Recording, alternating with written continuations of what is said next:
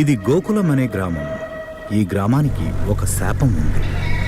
ఆ శాపానికి దేవుడు కూడా అతీతం కాదు.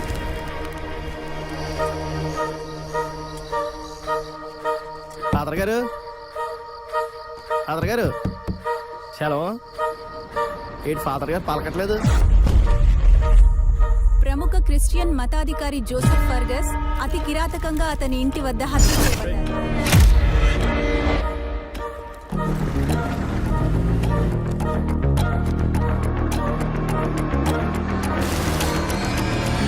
మా తమ్ముడు చేయలేదు బాబు. నీ తమ్ముడి హత్య చేయలేదని నమ్మించడానికి ఒక్క సాక్ష్యాధారమైన ఉందా? ఓడిపోయే కేసుకు వాళ్ళ దగ్గర ఉన్నంత లాగేసుకోవడం, ఇందులో మీకు న్యాయం కనిపిస్తుందా? ఇక్కడ నువ్వు బ్రతికే స్థితిని బట్టి శిక్షలు మారిపోతాయి.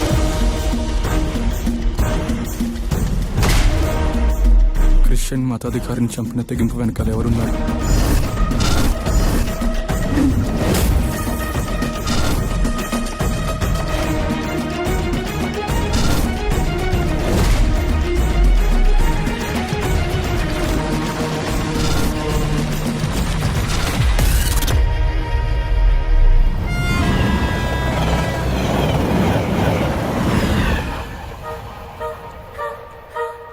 కృష్ణ, నువ్వు చదివే ఈ లా చదువుకి విలువ సంపాదనలో ఉండదు, న్యాయం కోసం నిలబడడంలో ఉంటుంది.